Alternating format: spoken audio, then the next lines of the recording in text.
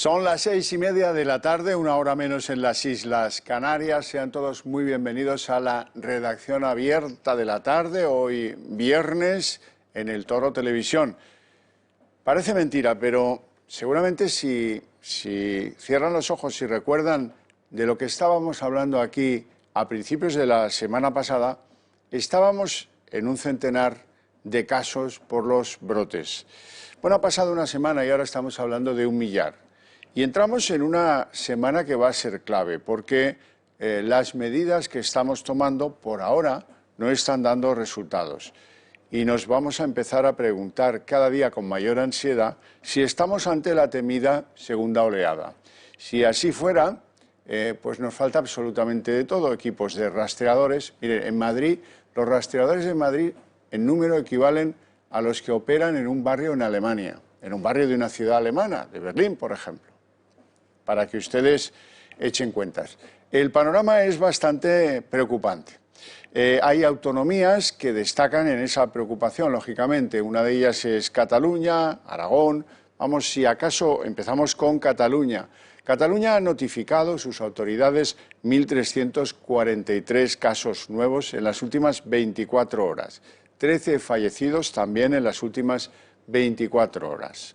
Hay medidas de emergencia habilitando polideportivos en Gerona o en el sur de la ciudad de Barcelona.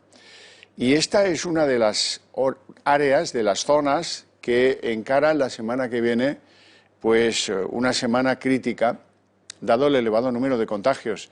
¿Qué pueden hacer? Bueno, pues en primer lugar rezar que esos contagios no lleven a Cataluña a descender de fase y a aplicar medidas que dañen más la economía que ya se tambalea. Hoy, por ejemplo, hay una mala noticia de carácter económico, la que ha propinado a Cataluña el primer ministro francés, Jean Castex, que por cierto es de muy cerca de Cataluña, del otro lado de los Pirineos, de Prada, pero de muy cerca de Cataluña, recomendando vivamente a los franceses que no viajen a Cataluña, que el elevado número de contagios no aconseja que viajen a Cataluña. Menudo palo para el turismo, porque eran los turistas próximos que aspiraban a tener.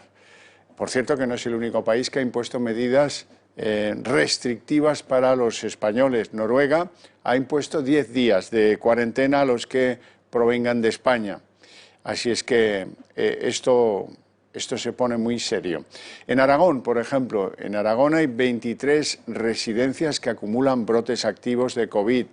Están a ritmo de unos 420, 422 en el día de hoy, en las últimas 24 horas, casos positivos. Zaragoza ha retrocedido a fase 2 junto con 4 comarcas aragonesas, la fase 2 en carácter estricto. Han habilitado, por ejemplo, en Zaragoza un auditorio para ir recluyendo a los asintomáticos. En Madrid también pasan cosas, se imponen nuevas limitaciones a las reuniones que vienen a ser las reuniones, las fiestas, los encuentros particulares, vienen a ser el origen de la mitad de los infectados. Así es que Madrid impone nuevas limitaciones al uso de terrazas, ocio nocturno, etcétera, etcétera. Y vamos a ver imágenes del homenaje que brindaba la ciudad de Salamanca a las víctimas que allí han caído por el COVID. Bueno, pues es uno de los homenajes que hemos visto alguno ya, pero que no, el de Salamanca no ha sido menos emotivo que otros que hemos visto anteriormente. Imágenes de preocupación también en torno al Fuenlabrada. Ya saben ustedes que el club de fútbol del Fuenlabrada acumula un total de 16 casos positivos, de ellos 12 están en Galicia y 4 en Madrid. Bueno, pues uno de esos jugadores del Fuenla que están en Galicia ha tenido que ser hospitalizado por prudencia en un hospital de La Coruña. Está por precaución en el hospital, pero las imágenes del traslado cuando uno es positivo del COVID son absolutamente espectaculares, ¿no? En fin, ahí ven cómo ha sido ese traslado preventivo, no significa, en fin, se desmayó, continúa teniendo lo típico cuando te afecta el COVID, pero no es que su salud general preocupe extraordinariamente, lo que sí es que por prudencia lo han llevado a ese a ese centro hospitalario que ven en las imágenes.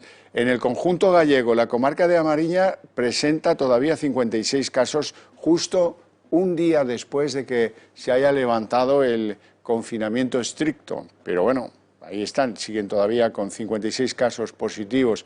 En Valencia hay 5 rebrotes nuevos, uno afecta al hospital de Manises. En Murcia, la localidad de Totana, 35.000 habitantes, está completamente confinada.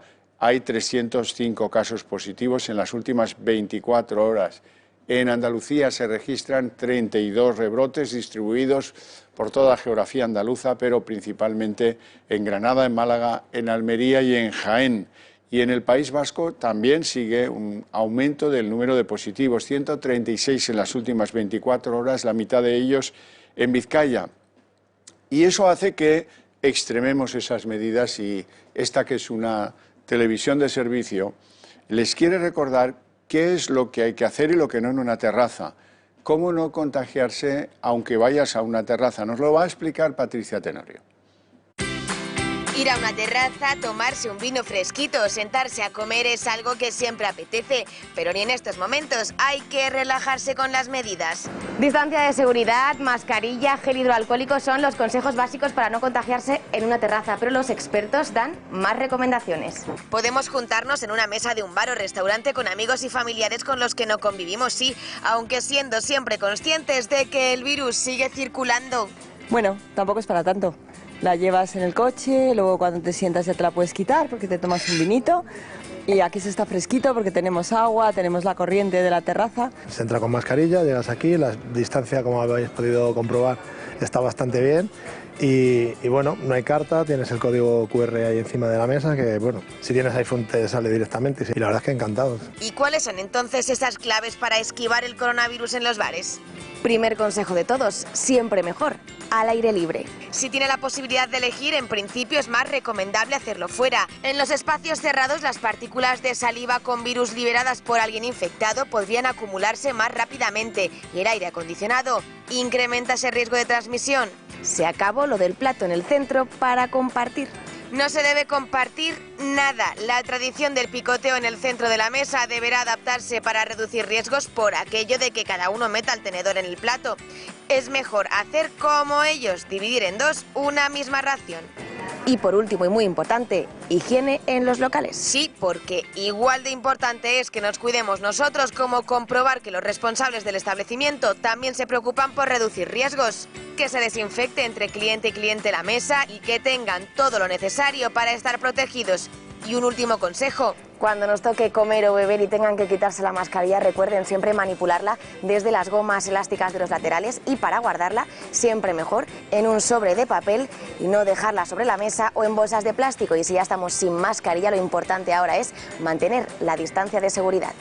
Ahora ya saben cómo disfrutar de su tiempo libre de forma segura. Bueno, ya sabemos lo que toca respecto a las terrazas, pero ¿qué pasa si la fiesta es familiar o entre amigos en un domicilio privado? Pues muy bien, el Consejo General de Enfermería también ha sido muy gentil produciendo un vídeo en el que recuerda las medidas fundamentales para acudir a ese tipo de eventos sin riesgo. La mitad de los nuevos rebrotes de COVID-19 tienen su origen en reuniones familiares y de amigos. Esta situación ha puesto de manifiesto la necesidad de tomar todas las precauciones posibles para prevenir el contagio entre los allegados.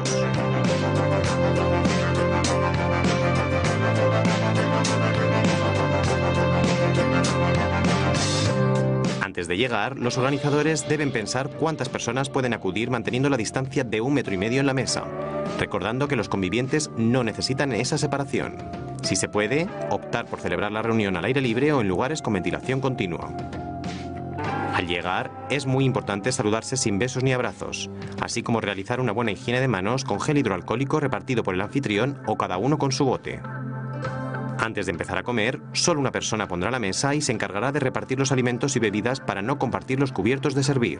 Retirar la mascarilla solo cuando estemos sentados en la mesa y guardarla en un sobre de papel o tela individual. Durante la comida no hay que compartir ni pasarse platos entre comensales, así como utensilios como el salero, las botellas o las jarras de agua. Identificar los vasos si es necesario entre los niños o las personas mayores. La retirada de platos debe hacerla una persona con mascarilla o cada uno lo suyo. A la hora de utilizar el aseo habrá que lavarse las manos antes y después, así como extremar las precauciones de higiene intentando evitar el contacto con las superficies. Y muy importante, no debemos olvidar la mascarilla cuando no se esté comiendo o bebiendo y mantener la distancia de seguridad en todo momento. Además, si alguno de los invitados o anfitriones tiene síntomas de COVID-19, no debe celebrarse la reunión.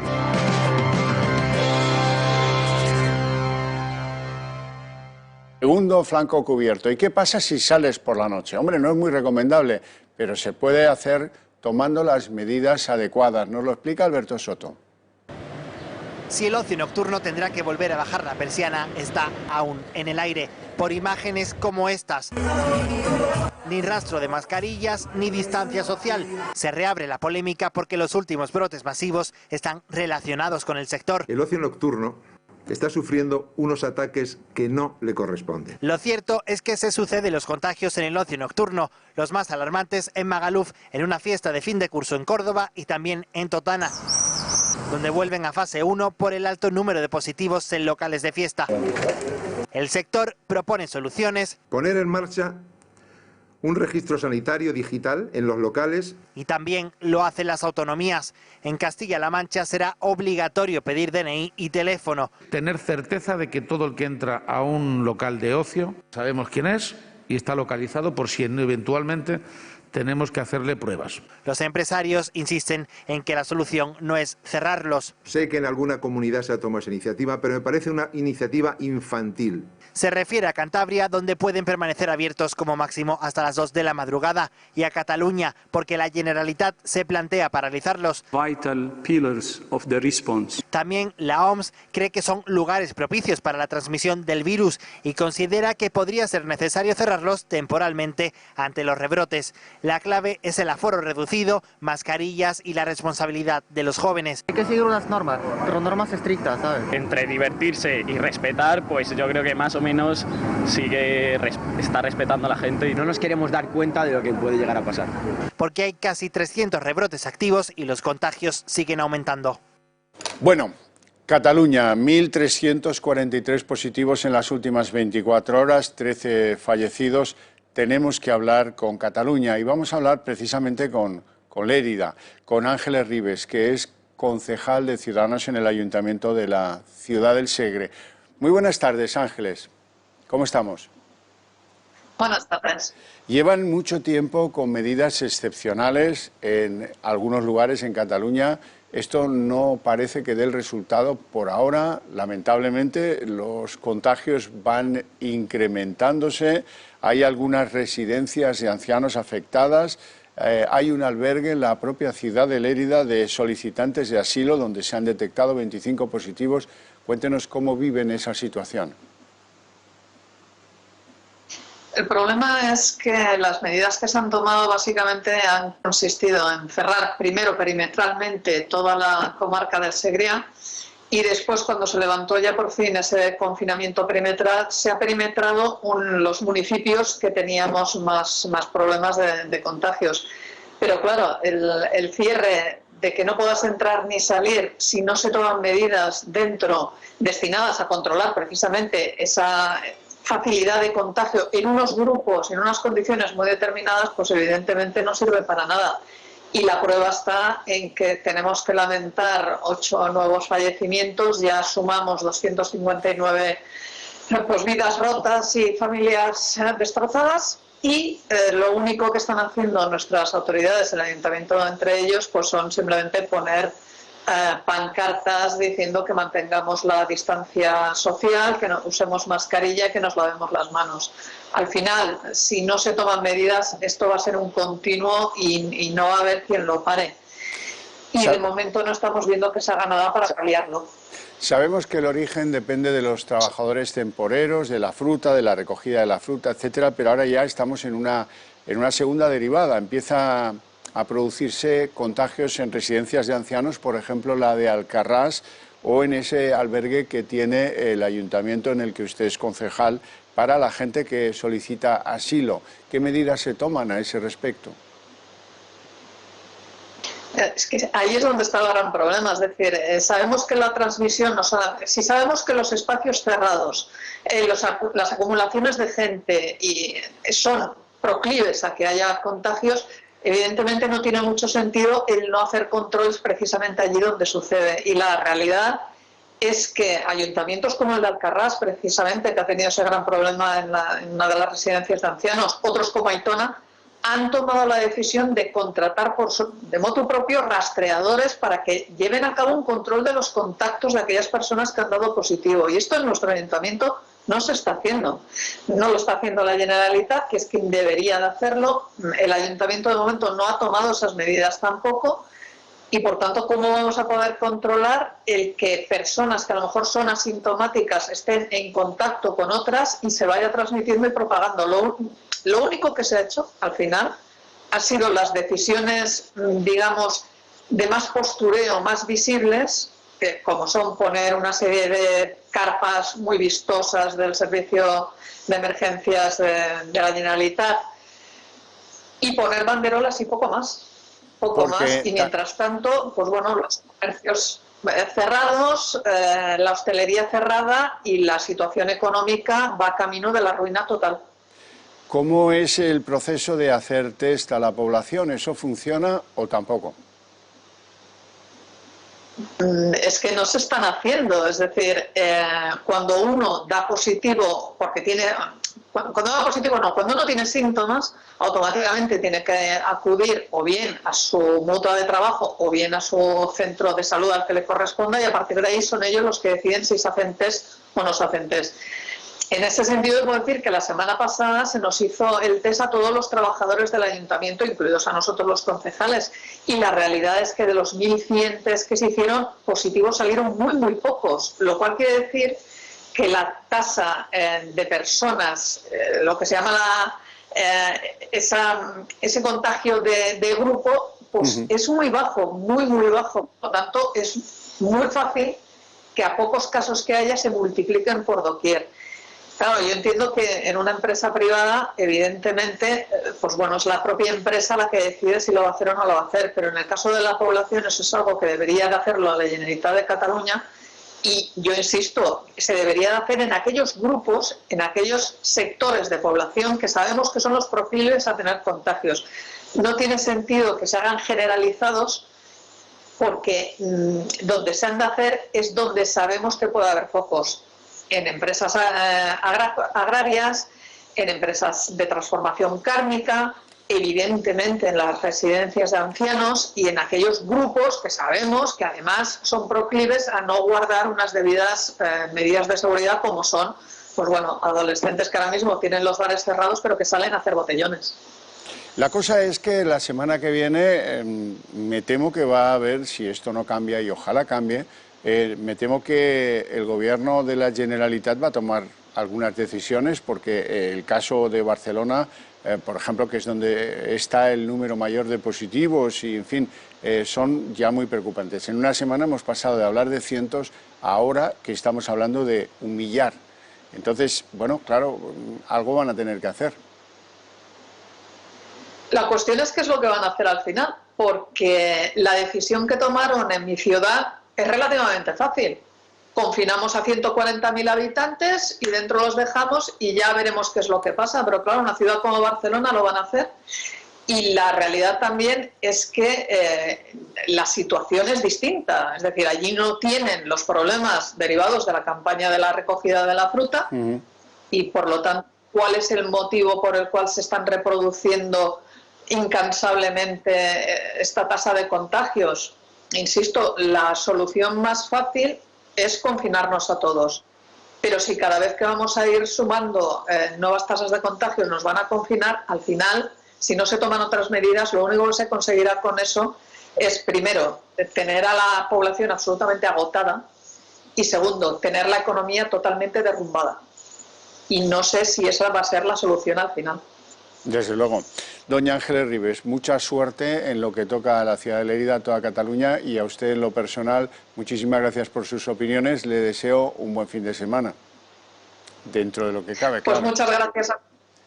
muchas gracias a ustedes por preocuparse por nuestra situación. De momento yo soy una persona afortunada, puedo decir que estoy bien, pero tenemos que lamentar eso. 259 muertos según cifras oficiales, 259 familias que... Bueno. Tremendo, tremendo. Insisto, muchas gracias, Ángeles. Un abrazo.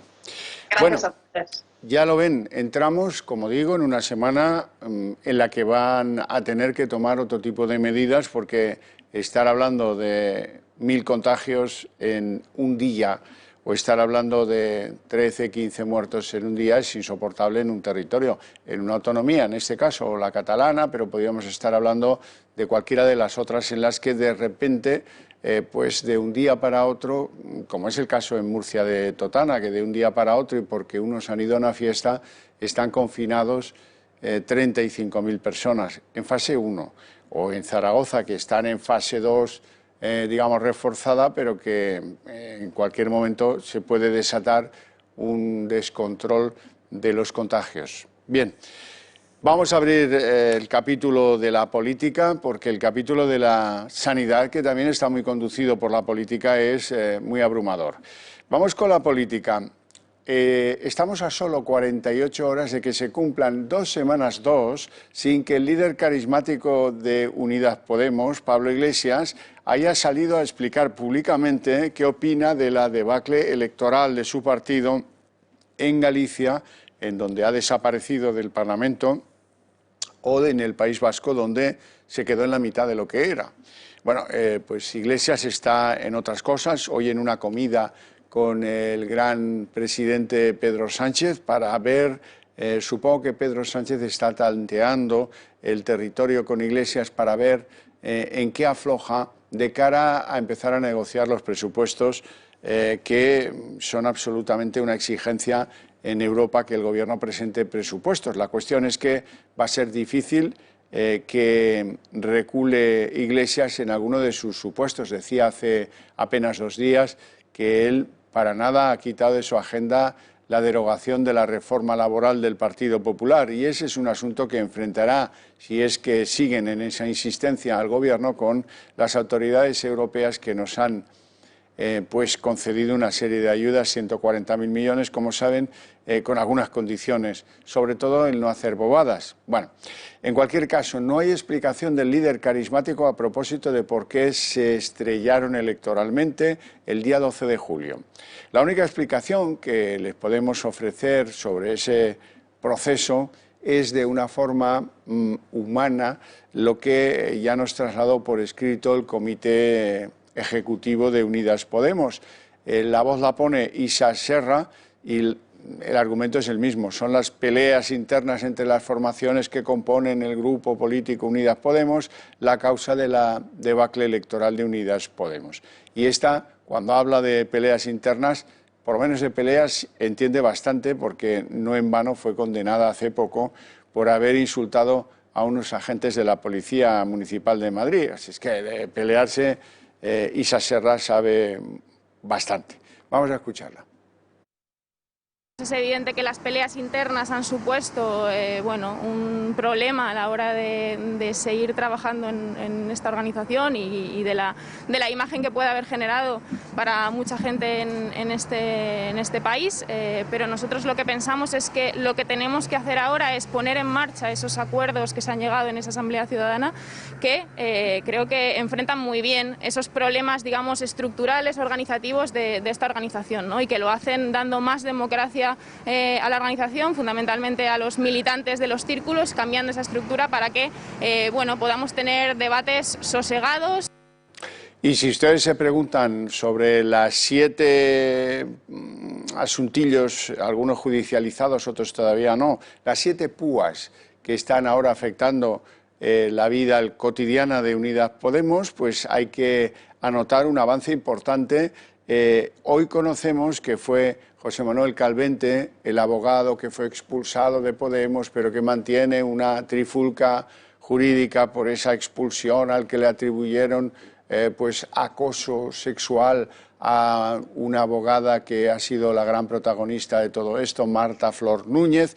Bueno, pues ahora sabemos que el tal Calvente, que está pleiteando contra su antigua casa Podemos, advirtió a la Guardia Civil sobre la posible financiación ilegal de Podemos mediante contratos simulados de la famosa consultora bolivariana Neurona.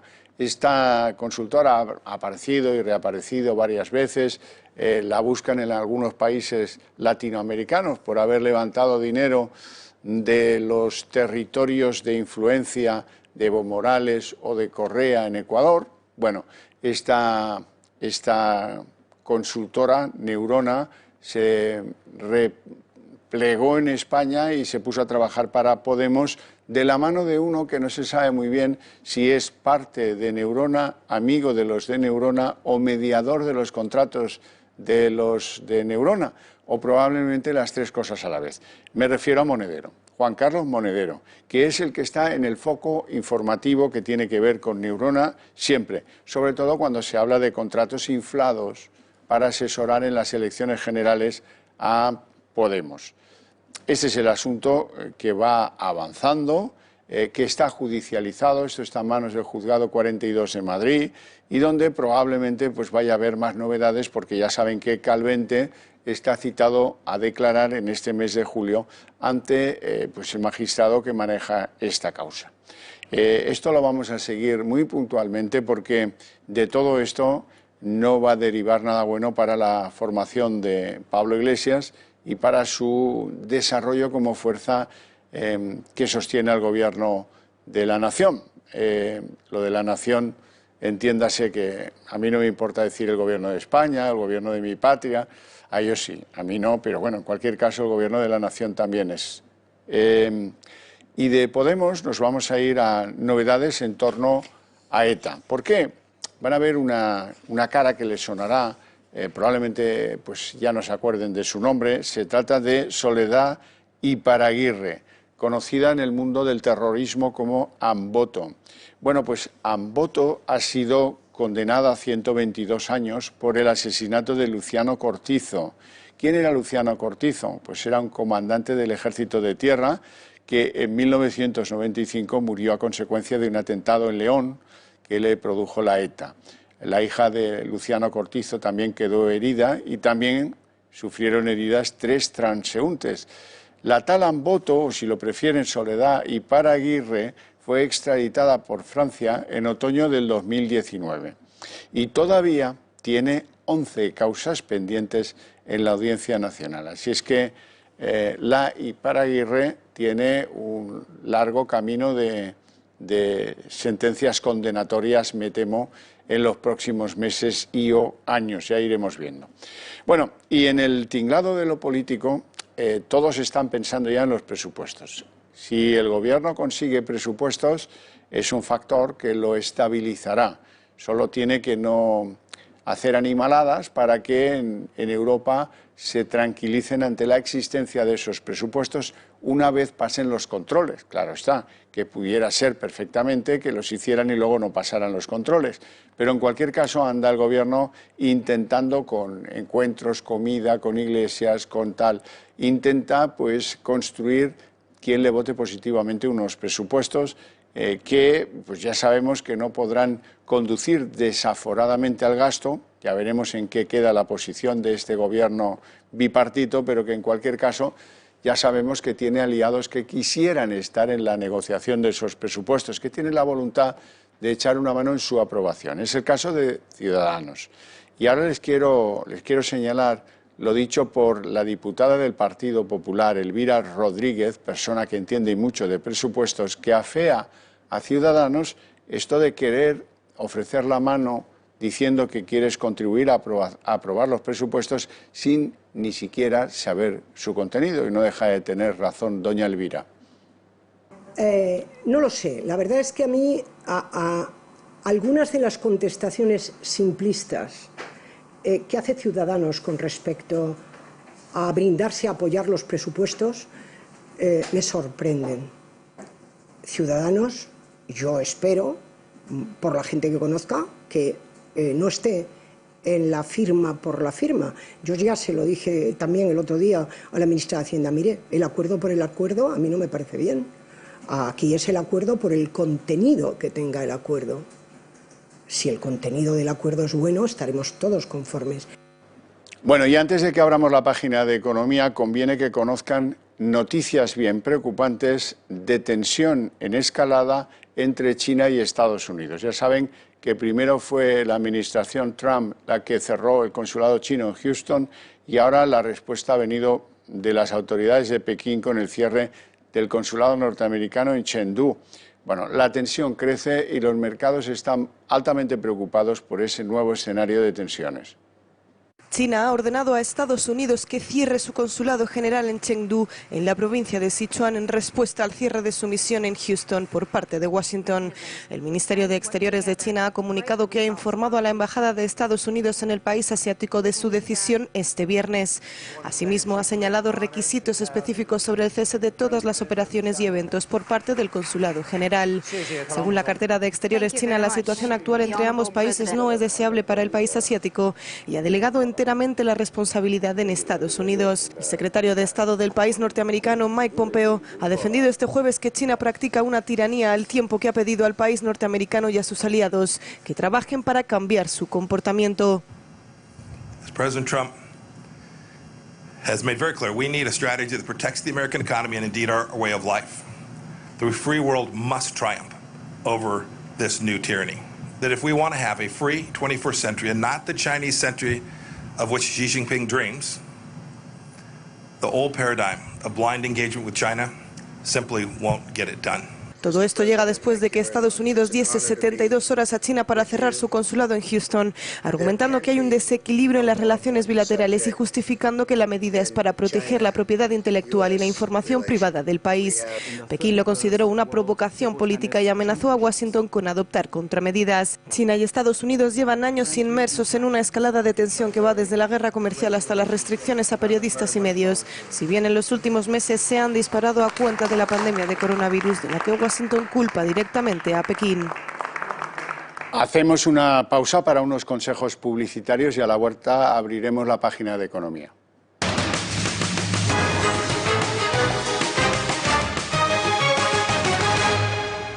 La economía teme un rebrote de ese choque de tensiones entre China y Estados Unidos. Y de ello vamos a hablar con el profesor don Juan Carlos Higueras, que es profesor de l'EAE Business School. Muy buenas tardes. Juan Carlos, ¿qué tal? Bueno, muy buenas tardes, Javier. Otra vez seguimos, después de la distensión, en la retensión, en esta encrucijada de reproches, de espionajes, de quema de documentos y de amenazas mutuas, ¿no? Pues sí, la verdad es que llevamos un año donde las relaciones entre Estados Unidos y China pues están empeorando, ¿no? En un momento donde hay una pandemia, donde estamos con el tema comercial y además, bueno, pues con las críticas que ha hecho Estados Unidos en términos de los abusos de derechos humanos en Hong Kong, ¿no? Entonces, el problema que tiene esto es que está poniendo en serio peligro la recuperación económica mundial. De hecho, lo estamos viendo en las bolsas, ¿no? Cómo está afectando, ¿no? Y el cierre del consulado en Chengdu, pues no es ni más ni menos que una muestra de China de que no se va a chantar y que lo que prefieren es que vuelvan a tener mejores relaciones y que todo vaya bien, pero mucho me temo que de aquí a los próximos 4 meses, hasta las elecciones en Estados Unidos, vamos a tener muchas noticias de este tipo. Ya. Bueno, vamos al asunto en España porque hay muchos que empiezan a considerar hartamente difícil que el Gobierno mantenga el compromiso de poder aplicar el aumento del IPC a las pensiones si las cosas continúan evolucionando como van. Pues sí, el sistema de pensiones ya sabemos que hace aguas, ya sabemos que está en proceso de reforma. En las negociaciones del Fondo de Recuperación en Europa, una de las cosas que ha pedido clarísimamente los países frugales y sobre todo Holanda, expertos en pensiones y además el número 1 en valoración de su sistema de pensiones según algunos indicadores, es que no se actualicen las pensiones con respecto al IPC, sino con respecto a índices de revalorización más ajustados a la situación económica. Bruselas está preparando pues las condiciones o la letra pequeña, ¿no? El reglamento de lo que va a exigir a cada uno de los países en base a lo que van a recibir. Y es que no es sostenible incrementar las pensiones en el IPC. Solo este año el incremento en base al IPC ha supuesto 1.400 millones de euros adicionales. La previsión de hacer esto durante los próximos años, es decir, toda la legislatura, es de cerca de 8.000 millones adicionales. No son tiempos para este tipo de cosas, aunque hay que decir que la culpa no lo tienen los pensionistas, ¿eh? Es simplemente que el sistema pues no da lo que debería de dar, ¿no? Bueno, veremos a ver lo que se consigue. También hay un factor importante, y es que aunque se actualicen en función del IPC, las previsiones de algunas organizaciones en términos del IPC básicamente es que va a ser negativo en el año 2020, o en el mejor de los escenarios el incremento del IPC va a ser cero. Con lo cual tampoco veremos grandes subidas y ya veremos lo que ocurre. Bueno, este es un programa de rabiosa actualidad. Hace unos minutos, profesor, antes de que usted interviniera, estábamos anunciando que es evidente que la Generalitat catalana tenía que tomar otro tipo de medidas porque han llegado a 1.343 positivos en 24 horas y 13 fallecimientos. Pues yo pensaba que sería la semana que viene, pero ha empezado a pasar ya. Acaban de decidir o de comunicar la decisión de la orden de cierre de todos los centros de ocio, todos los negocios de ocio nocturno en Barcelona. Esa es una noticia que acaba de producirse y por eso interrumpía yo el asunto de la economía, que también es bastante angustioso. Por ejemplo, sabe que las hipotecas han caído en mayo un 27%. Hemos preparado a ese propósito un trabajito para que ustedes se ilustren. No hay gente que tome hipotecas.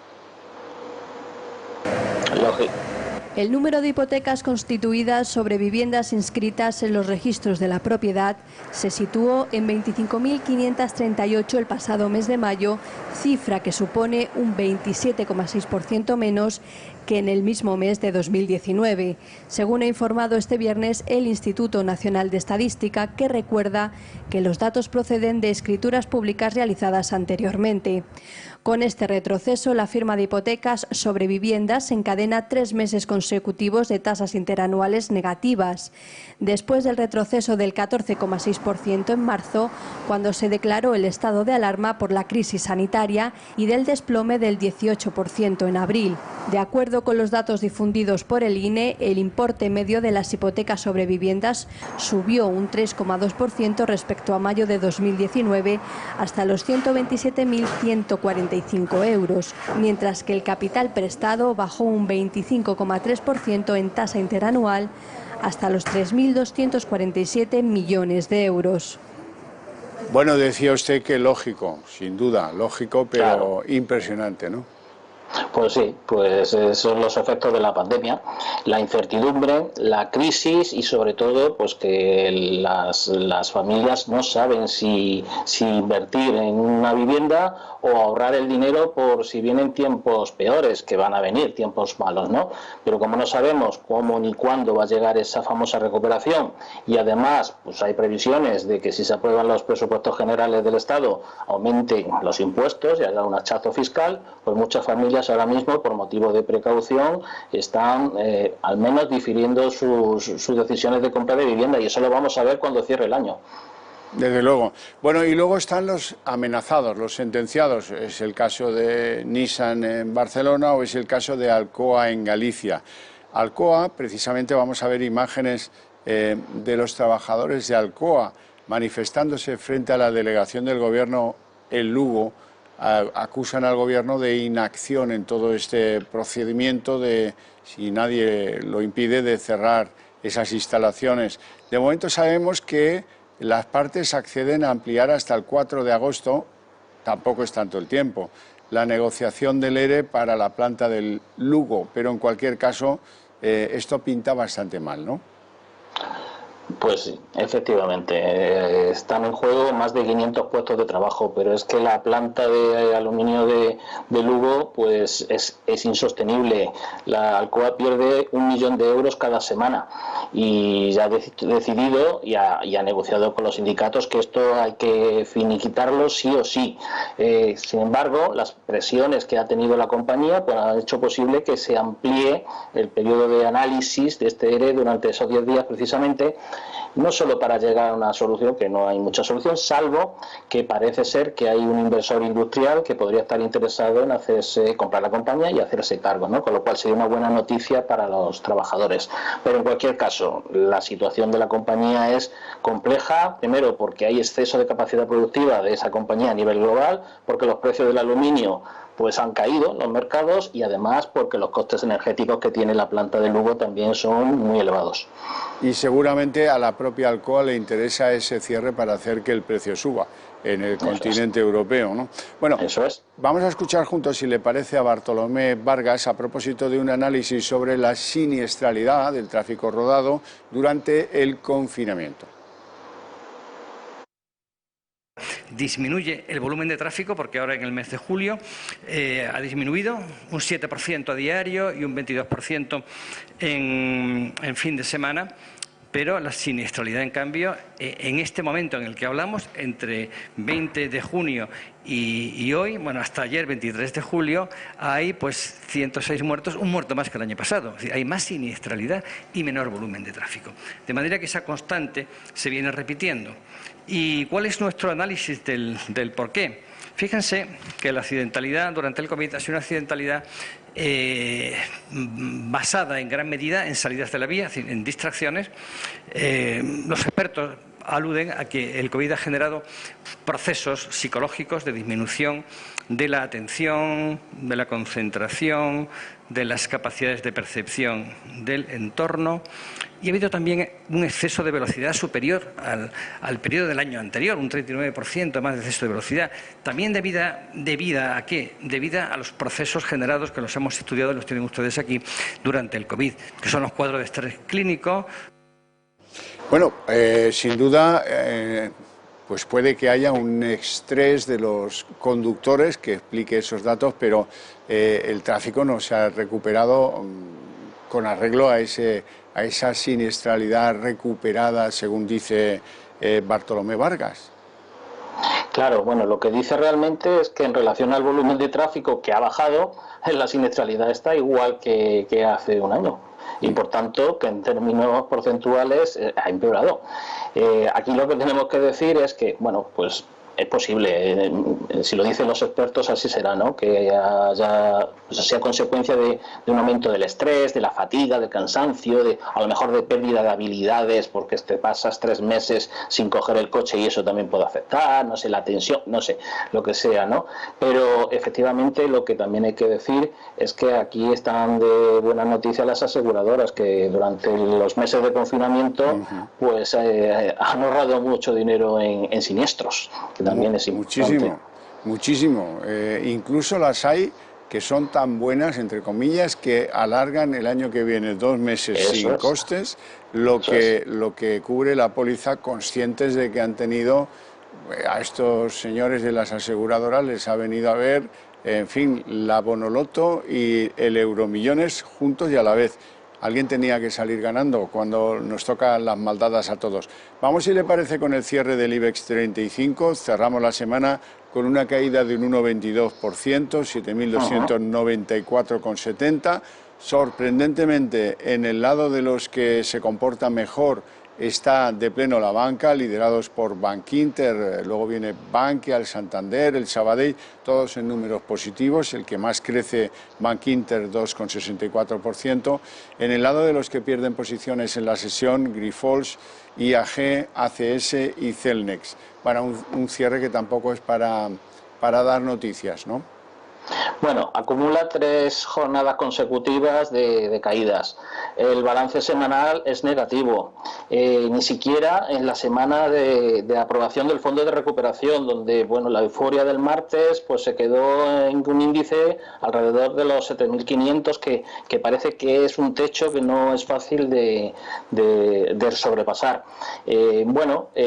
Parece que está en un canal rebotando entre los 7.200, 7.400, y esto es lo que podemos esperar en las próximas semanas, teniendo en cuenta varias cosas. Primero, que es lo mismo que está ocurriendo en otras plazas europeas y también en Wall Street, caídas en el día de hoy, y además, bueno, pues que vamos a ir viendo si de alguna forma pues las noticias macro cambian, ¿no? Estábamos hablando hace un rato de las tensiones comerciales con China, pero sobre todo también el miedo que hay a los rebrotes de la pandemia, los nuevos confinamientos, cierre de fronteras, y por eso, entre otras cosas, IAG ha caído hoy, además de que ha hecho un anuncio de ampliación de capital, ¿no?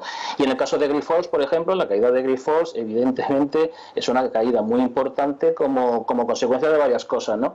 Un informe del Citi que ha dicho que ha puesto el precio objetivo en 24 por problemas en recolección de plasma. La compra de la compañía BlackBuy que anunció el otro día, parece que no está sentando muy bien a los mercados, ¿no? Y luego la compañía también ha anunciado un desabastecimiento en uno de sus fármacos de dopamina, Synedie, con lo cual, bueno, pues parece que esto es lo que hay, ¿no? Sí, eso les castiga. Por cierto, hay 2 noticias con nombre propio, una que afecta a Mapfre y otra que afecta al Santander. Empezamos por la bancaria. El Santander ha recomprado 650 de sus oficinas en España por 152 millones de euros, haciéndose con el absoluto control de la Socimi Uro, que era donde estaba la titularidad de esas oficinas. Esto parece una decisión con un segundo paso que aún no se nos anuncia, que probablemente sea la venta de muchas de ellas, ¿no? Bueno, indudablemente, estamos en el sector bancario, estamos en el festival de cierre de oficinas y de reducción de plantilla, porque hay que mejorar los ratios de eficiencia y de capital. Y esto es una tendencia que llevamos ya mucho tiempo viendo y que vamos a seguir viendo, ¿no? Si a eso le sumamos pues las directivas del Banco Central Europeo hacia esa, digamos, fusión transnacional que se busca y concentración del sector, pues parece lógico. Sí, y Mapfre, que ha anunciado una caída de sus resultados 27,7%. Es curioso porque hay otros ramos de actividad, pero en el asunto de los vehículos, pues a pesar de que todo va muy bien para las aseguradoras, las hay que plantean importantes rebajas de sus postulados contables. Sí, pero esto es porque efectivamente, como hemos dicho antes, en el negocio del automóvil ha mejorado el beneficio porque no han tenido tantos gastos, pero sin embargo tenemos que pensar en los gastos en exceso que han tenido por la pandemia, gastos por decesos y costes sanitarios, y en el caso además de Mapfre, además en concreto de Mapfre, que lo que ha caído es el beneficio neto, es porque además de por esto de la pandemia, por los costes que ha tenido el terremoto de Puerto Rico y la tormenta Gloria que tuvimos a principio de año aquí en España, ¿no? Bueno, y eso lo ha afectado. Y además, por último, porque también han caído la facturación, las primas han caído un 12%, con lo cual al final todo hace que caiga el beneficio. Muy bien, pues yo creo que hemos dado un passepartout a la actualidad económica suficiente. Don Juan Carlos Higueras, le agradezco mucho sus opiniones, su participación en el programa y le deseo un muy buen fin de semana. Gracias. Venga, muchas gracias. Igualmente, un abrazo. Gracias. Bueno, continuamos porque estas tensiones y estas historias que tenemos en la economía, pues se podrían vivir con mayor tranquilidad si tuviéramos un gobierno que no produce tensiones cada día que pasa. Les voy a hablar de Gibraltar. Ya saben ustedes que además lo han puesto en conocimiento los propios servicios de comunicación del Ministerio de Asuntos Exteriores español. Bueno, la cuestión es que la ministra Arantxa González Laya ayer rompió una de los argumentos centrales del Gobierno de España en materia de la recuperación de la única colonia que queda en Europa, que es Gibraltar.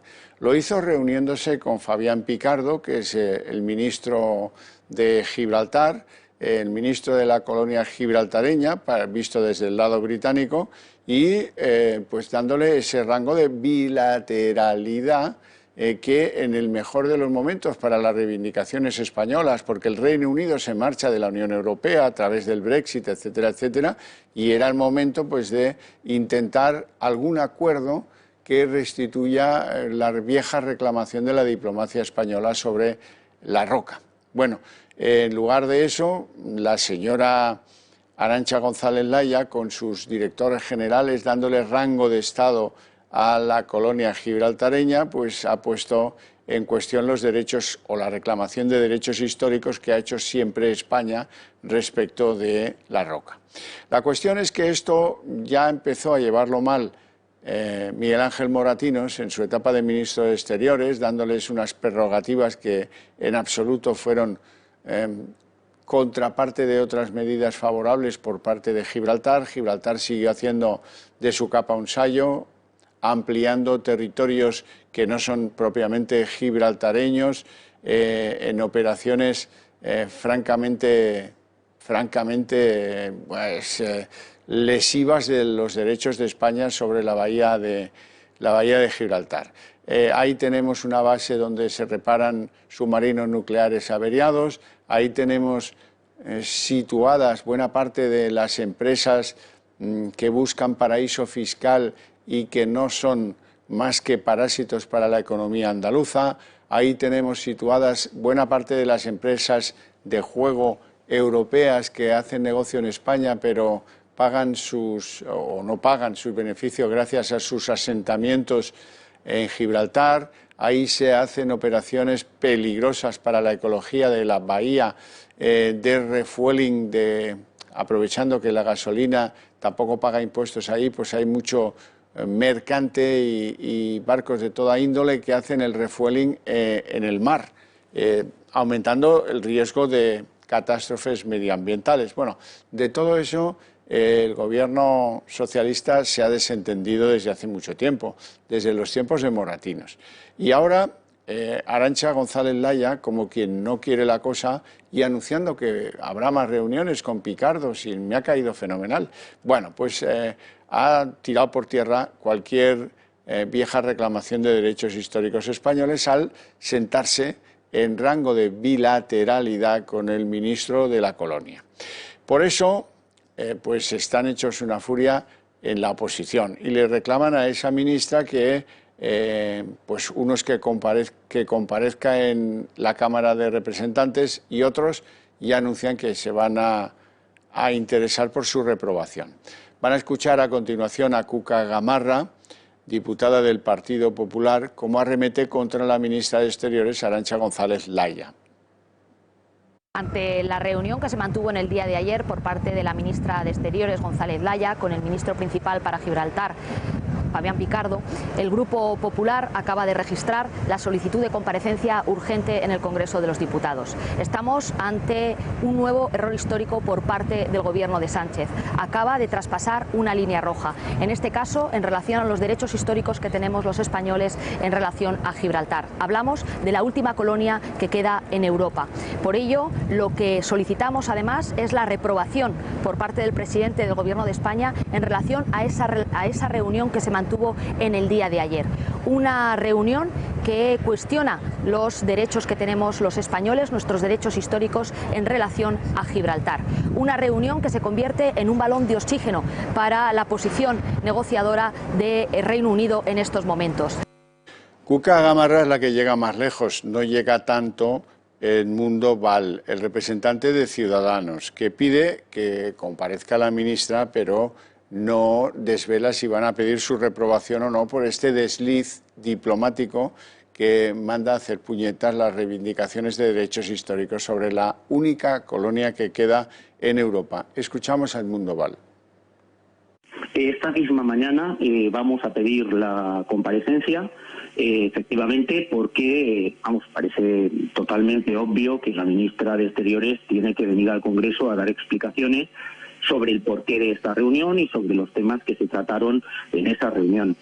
Bueno, pues dirán que era una reunión normal, probablemente, pero miren, no lo es, no lo ha sido cuando los medios de comunicación y la memoria nos pone de manifiesto que es la primera vez que un ministro del Gobierno de España se reúne a solas con el ministro gibraltareño. Bueno, como reunión bilateral, otros encuentros ha habido, por ejemplo, el de Borrell con el tal Fabián Picardo, aunque no tuvo este carácter de comisión con directores generales que me acompañan para hacer una reunión entre gobiernos. Eso es lo que no fue lo de Borrell y lo que sí ha sido mantenido por Arantxa González Laya con Fabián Picardo. Sepan una picardía del tal Fabián Picardo, es que vive en Málaga. Es que vive en Málaga. Cada día coge su coche, sale del Palacio de Gobierno donde ejerce funciones de ministrillo del Reino Unido y se va a España a vivir. Como de España provienen los bloques de piedra inmensos que Gibraltar está arrojando a la bahía para ir ganando territorios, ir ampliando la superficie de la colonia. Bueno, esto es una cosa verdaderamente incomprensible, cómo han tirado esa carta, la de la negociación de la devolución de Gibraltar por tierra, por no se sabe qué estrategia, porque el gobierno no tiene revelada ninguna, o yo por lo menos no la conozco. A lo mejor hay alguna cosa que está induciendo Podemos en ese gobierno para que cometa este tipo de lapsus que destrozan lo que ha sido la posición tradicional pues mantenida por España y sobre todo por algunos ministros del Partido Popular. Claro, esto así no vamos a ninguna parte. Lo que sí va como un cohete es lo que le interesa a Pedro Sánchez y lo que es atender las necesidades y reivindicaciones de sus partidos afines. Es el caso que van a ver ahora en el BOE, reflejado cómo se va configurando la comisión bilateral entre el Gobierno de España y el Gobierno de Cataluña. Es esa que prometió Sánchez tanto a Quim Torra como a Oriol Junqueras y a sus partidos respectivos, y que se va configurando. Ya sabemos qué ámbitos del Estado van a tener que acudir a esa comisión bilateral, y lo que no sabemos es de qué se va a hablar en ella. Eso ya se lo pueden figurar, de cómo contentar las ambiciones de los independentistas, fundamentalmente. Eso no está escrito aún en el BOE y probablemente tampoco se escriba con la claridad con la que hoy sabemos quién va a formar parte y quién no de esa comisión bilateral con la Generalitat de Cataluña del otro lado de la mesa. Bueno, y ahora quiero como es viernes, quiero que ustedes sonrían, aunque sea por poco, visto que la situación de la pandemia no nos da tregua en absoluto, ni en lo sanitario ni en lo económico. Pero vean hoy hay noticias en la prensa, como casi cada día, a propósito de las actuaciones del Rey Emérito. En el caso de hoy publica El Mundo que Corina, la amiga muy especial del Rey, Corina Larsen, ya saben, recibió del Rey Emérito 2 millones de euros para comprar unas casas, digo yo que serían pocas, en los Alpes. Bueno, pues bien, muy bien. Pero eso, como siempre les digo, serán los tribunales los que tengan que acreditar si ha sido impropio la actuación del emérito o no. Y mientras tanto, pues la presunción de inocencia.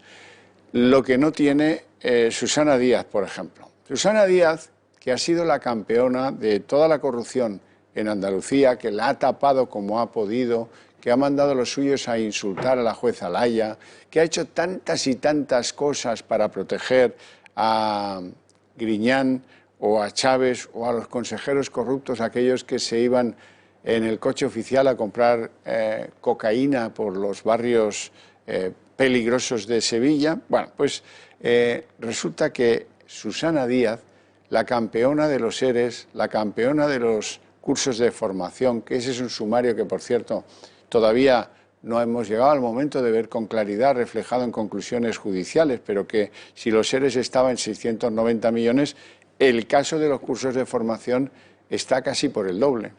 O sea que vamos a ir viendo lo que sale de lo que fue la Junta de Andalucía gobernada por el PSOE. Bien, sin embargo, ella, muy pizpireta, no pierde comba. Como ahora toca cuestionar a la Casa Real, pues ella también se puso, no es de hoy este comentario, que quiero que escuchen, pero era absolutamente imprescindible que no se fuera de vacío doña Susana Díaz. Así es que escuchemos lo que dijo y luego, si acaso, haremos alguna consideración. Muy, muy grave, Daniel, muy grave. Y además requiere una respuesta contundente ya de la Casa Real para que la gente vuelva a confiar en una figura importante para nuestra democracia como es la jefatura del Estado. Me parece muy, muy grave. Y les insisto, hace falta una respuesta contundente y ya.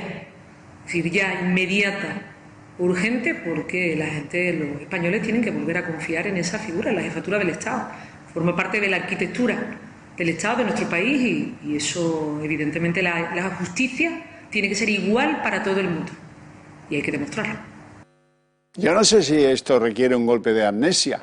Yo, pues me acuerdo cómo esta señora no cedía los documentos a la justicia de todo aquello que fue la investigación de años y años y años de los ERES en Andalucía.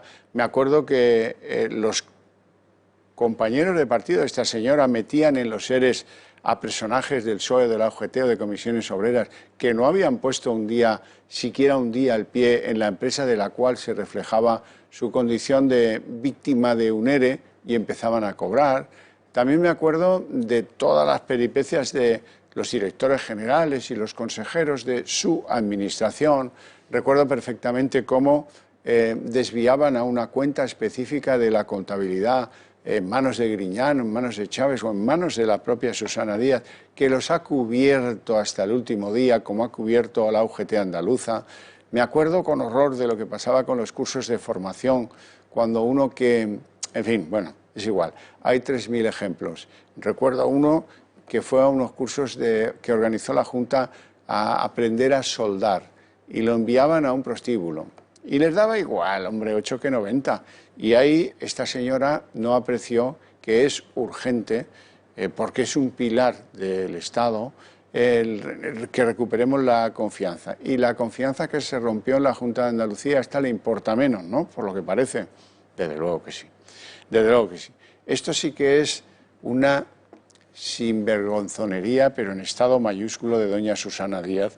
En fin, lo digo por si alguno le tenía algún aprecio. No en mi caso, la verdad. Bueno, ahora están toda la jaez izquierdista del país, lo digo por la cosa del rey emérito, están obsesionados en borrarle del mapa. Estos que en el fondo son estalinistas se acuerdan de que en tiempos de Stalin, cuando alguien caía en desgracia, había un equipo muy profesional y muy serio dedicado a saber cómo borrarle de las fotos clave y de repente desaparecían. Bueno, algo así pretenden la izquierda de este país con don Juan Carlos I, que muchas cosas hizo bien, otras pudo hacer mal, ya lo veremos qué dice al final la justicia.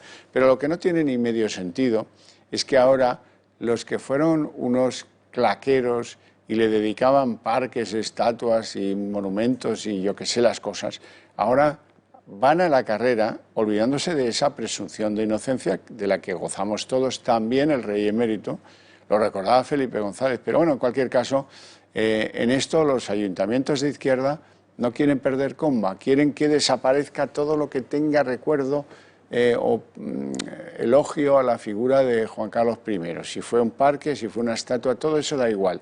Esto está de moda y se va a acrecentar. Nos lo cuenta Alberto Soto. Buenas tardes, Alberto, cuando quieras.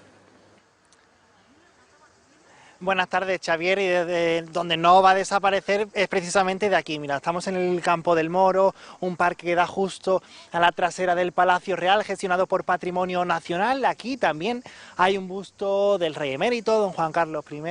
Está aquí posicionado, custodiando pues la entrada de este parque, del Campo del Moro. Al igual que lo está todavía en el Parque de Pinto, esa localidad madrileña en cuyo ayuntamiento está gobernando PSOE y también Podemos. Una moción que llevan a pleno es precisamente retirar a este busto que tenemos aquí en Madrid de la localidad de Pinto, busto que está justo al entrar al parque, que también lleva su nombre, el Parque Juan Carlos I, uno de los más antiguos de toda la localidad, que data de 1998 y de hecho es también el más grande, con más de 550.000 metros cuadrados. Pues ahora lo que el ayuntamiento, lo que el consistorio dice, Xavier, es que hay que retirar cualquier símbolo representativo de la monarquía de sus calles. Van a empezar por el parque, pero no va a ser lo único, porque dicen que hasta incluso las calles, si es necesario, las van a retirar. ¿Por qué? Pues precisamente dicen que últimamente el rey emérito no está teniendo muy buena prensa y por ello no es merecedor de estar en sus parques ni tampoco en su localidad. Lo van a hacer en pleno, van a presentar ya esa moción para retirarlo cuanto antes, y también una consulta ciudadana. ¿Qué pretenden con esta consulta ciudadana? Pues que sea los ciudadanos allí de Pinto los que decidan el nuevo nombre para ese parque, que a día de hoy sí se llama Juan Carlos I. Digamos que no están muy contentos con la figura del emérito, con el papel que ha realizado, pero dicen, ojo, que no tiene nada que ver con si están a favor o en contra de la monarquía, que simplemente es por las informaciones que han salido estos últimos días. Bueno, eso es lo que dicen desde el consistorio y a ustedes se pueden hacer pues la opinión que consideren. De momento, hoy se sigue llamando Parque de Juan Carlos I, no sabemos mañana cómo será. Gracias, Alberto Soto. Ya me gustará ver cómo son esas preguntas del referéndum, cómo pueden ser para escudar que nos hemos olvidado del principio de presunción de inocencia. Bueno, volvemos atrás al asunto del encuentro entre la ministra de Exteriores española y Fabián Picardo, y lo vamos a hacer porque si hay alguien que sufre y padece lo que es para la economía andaluza Gibraltar, es precisamente el alcalde de Algeciras, don José Ignacio Landaluce. Muy buenas tardes, alcalde. ¿Cómo estamos? Buenas tardes. Me alegro mucho. Igualmente. Bueno, ¿no se esperaba usted que a nivel de séquito oficial del Gobierno de España se sentaran con Fabián Picardo, o sí se lo esperaba? Yo todavía estoy sorprendido de las sonrisas que Moratinos lanzaba allá arriba en lo alto del Peñón. Aún estaba hoy sorprendido, palabra de honor. No entendí nunca que la política exterior y el Ministerio de Asuntos Exteriores de un gobierno de España pudiese darle ese triunfo a Gibraltar. Y si hoy todavía nos tratamos de digerir esa píldora de la reunión aquí en Algeciras de la ministra de Asuntos Exteriores con el ministro principal de Gibraltar, Fabián Picardo, es sorprendente que encima para cubrirse o justificarse hayan tenido que decir que también hubo una, nos acabamos de enterar hasta ahora todos, a escondidas entre el ministro socialista Borrell y también Picardo, pues es mucha más sorpresa. Bueno, esto empezó a ir mal, digámoslo así, para los que creemos en la tradicional posición de reclamación de la colonia como territorio español. Bueno, empezó a ir mal, digo, con Miguel Ángel Moratinos. Luego empeoró con Borrell. Y ahora yo no entiendo cuál es la estrategia que tiene el Gobierno de España en estos momentos respecto de Gibraltar. ¿Usted por dónde apunta? Yo hoy reflexionaba para tratar de entender que una persona con formación le dé ese triunfo al gobierno de Gibraltar, que todavía está dando botes de alegría porque se ha salido con un triunfo espectacular. Yo la reflexión que puedo hacer es que con alguno de sus compañeros hablaba hace un rato de que el Podemos siempre ha apoyado a las reivindicaciones de los intereses gibraltareños mucho más aún que el PNV, que Esquerra, que Convergencia y Unión, es decir, que los otros separatistas, ¿no? Y hacía tiempo que yo no lo veía antes de las elecciones, de las anteriores elecciones, no de las últimas, sino de las penúltimas. Podemos habló mucho de apoyar a Gibraltar. Y desde entonces no le he oído hablar a Podemos de ese apoyo como nación soberana, como independencia que tiene Gibraltar respecto de todo el mundo, de España, del Reino Unido y de todo, ¿no?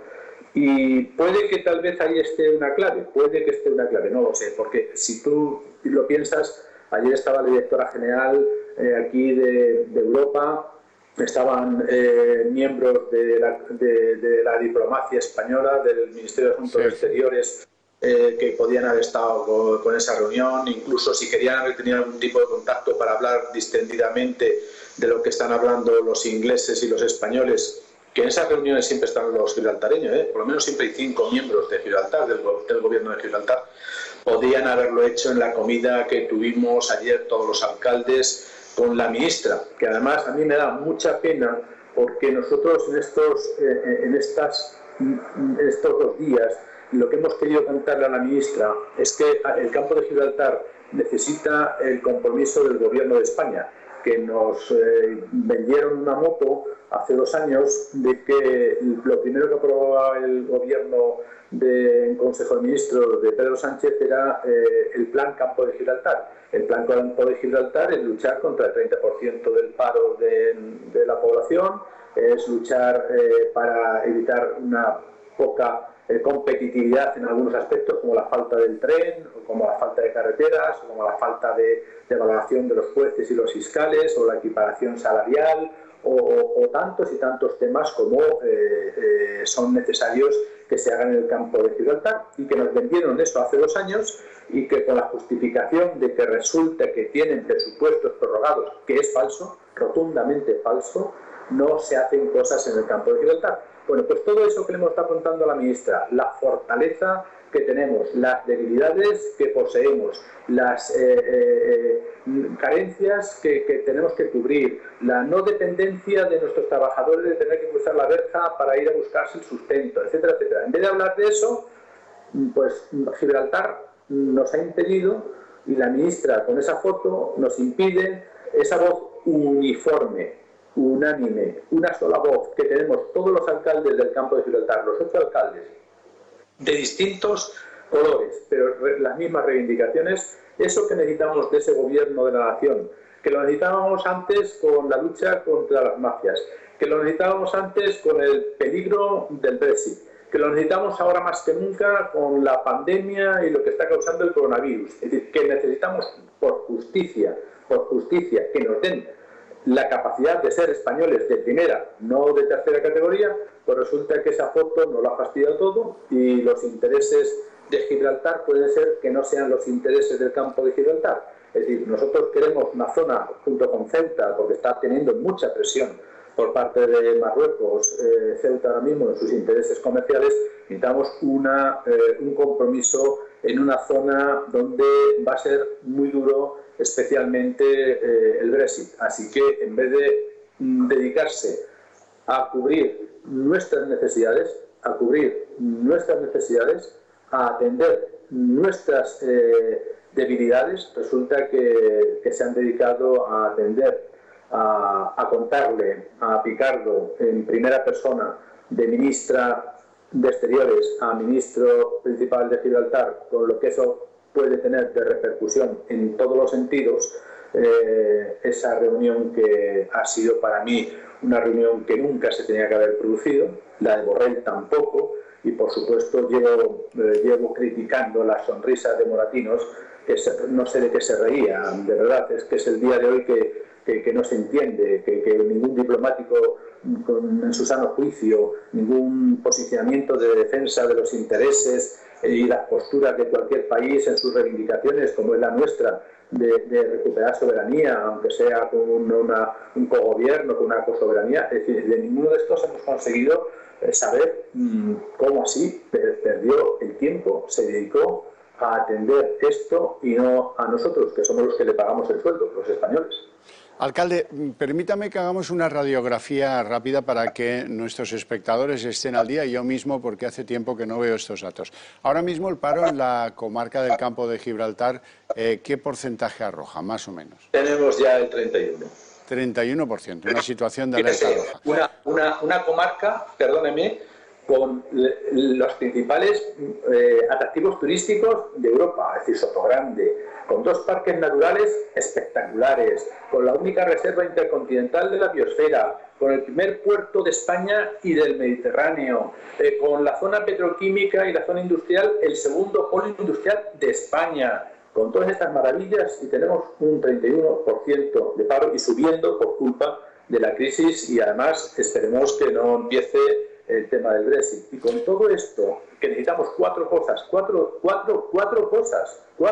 que significa un puñado de nada de millones de euros, este gobierno se dedica a otras cosas en vez de atender a nuestras necesidades. Bueno, déjeme hacer una radiografía rápida de lo que es hoy día Gibraltar. ¿Cuántas empresas acuden a Gibraltar como paraíso fiscal depredando la economía andaluza? Más que habitantes, más de 30.000. Más de 30.000. Actividades... La segunda, discúlpeme, fíjese, la segunda renta per cápita del mundo. No hay paro. Ya. Aquí no hay paro, pleno empleo. ¿Cuántos españoles cruzan la frontera para trabajar diariamente en Gibraltar? Entre legales, es decir, que tienen su contrato, más los que van a prestar un servicio de arreglo de fontanería o una guardia médica o cualquier otro, o una limpieza en casa, podemos estar hablando de unos 12.000 habitantes del campo de Gibraltar. Bien. Después también hay personas que, bueno, desgraciadamente, y porque no le damos cobertura laboral, pues se gana unos euros pues, yendo de cualquier manera, aunque no cotice, a trabajar allí. Está claro, pero actividades en Gibraltar, para que la gente identifique las cosas. Las grandes compañías europeas de juego están residenciadas en Gibraltar. Para su trabajo, que debe dejar fiscalmente cero, en muchos países europeos, o sea que esto es algo que no solo afecta a España, sino a otros países europeos y socios también, para ello necesitan unas conexiones telefónicas enormes, que se dotan desde su municipio, desde Algeciras. ¿Cuánto le deja ese negocio hecho a costa de Algeciras al Ayuntamiento de Algeciras? El cruce de las infraestructuras telefónicas no dejan un poquito, muy poquito en la línea, muy poco. Bueno, o sea que... Ahora están preparándose para ser más independientes con el cable submarino. Dentro de poco ni siquiera dejará esas tasas en la ciudad de la línea. O sea que nos depredan en su gran nueva actividad, que es el juego, nos depredan con el tabaco, nos depredan con el combustible, porque la gente no lo sabe, pero son empresas gibraltareñas las que, aprovechando su condición de no tener impuestos, o sea, de tener un combustible barato, hacen el refueling o el tanking, o como le quieran llamar, el proveer a los barcos mercantes en aguas que no son jurisdiccionales de Gibraltar, y hacen un negocio tremendo contra los intereses de compañías, por ejemplo, españolas.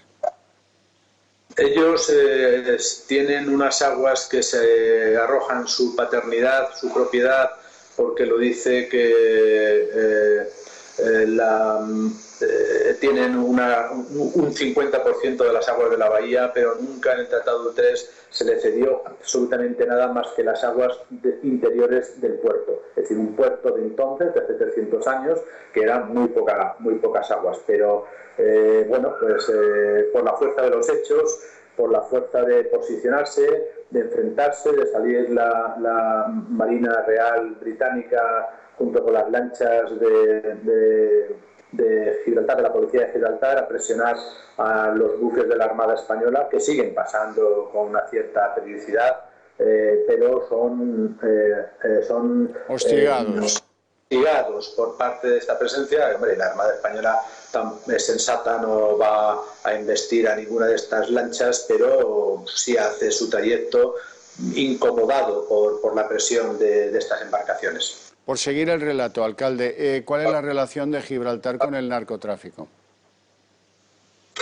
Está habiendo más colaboración con la policía española, es decir, empiezan uno de los buenos beneficios que podría tener, siempre metiendo en los acuerdos la reclamación de la soberanía, es el tema de reforzamiento del compromiso policial de lucha contra las mafias del tabaco de contrabando, del hachís o cualquier otra, pero sobre todo lo más importante también es perseguir que no pueda ser un lugar donde se puedan esconder sociedades que trabajan sobre los ilícitos o sobre la evasión fiscal. Ya, o sea que en síntesis, la economía gibraltareña vive como un parásito de la economía andaluza. Tenemos un dumping importante, un dumping fiscal importante. Es decir, la zona nos da puestos de trabajo, pero también es verdad que hace un parasitismo por esa situación legal que ellos tienen y nos hacen un perjuicio en la zona circunvecina de Gibraltar, es decir, en el campo de Gibraltar.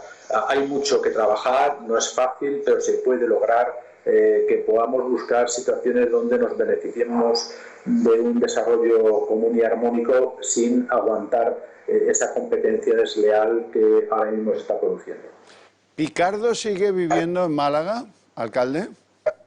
Bueno, creo que tenía un par de apartamentos, uno en Sotogrande, que es la provincia de Cádiz, el término municipal de San Roque, y no de Algeciras, y creo que tenía otro apartamento en uno de los municipios costeros de cercanos a Málaga, de la Costa del Sol.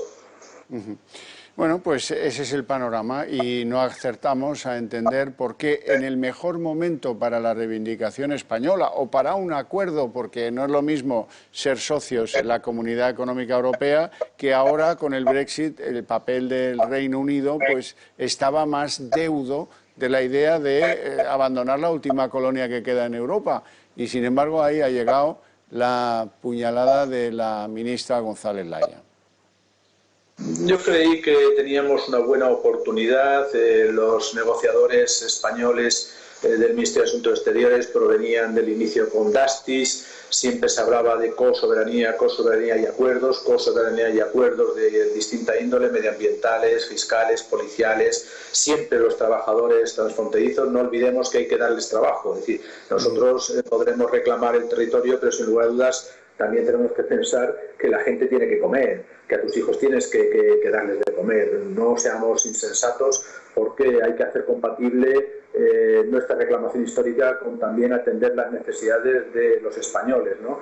Y si no somos capaces de crear empleo aquí, que sería lo sensato crear aquí para no ser dependientes de tener que cruzar la verja, para no ser lógicamente rehenes de esa situación, pues por lo pronto buscar situaciones donde ganemos, avancemos en nuestra reivindicación histórica. Si no podemos tenerlo todo, por lo menos que tengamos parte.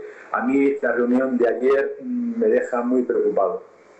Ya, don José Ignacio Landaluce, le agradezco mucho su participación en el programa y sus opiniones y le deseo un buen fin de semana. Gracias, de verdad. Muchísimas gracias, gracias por estar presente en el campo de Gibraltar con sus televidentes. Muchas gracias. Vamos a hacer una pausa para unos consejos publicitarios y volvemos enseguida.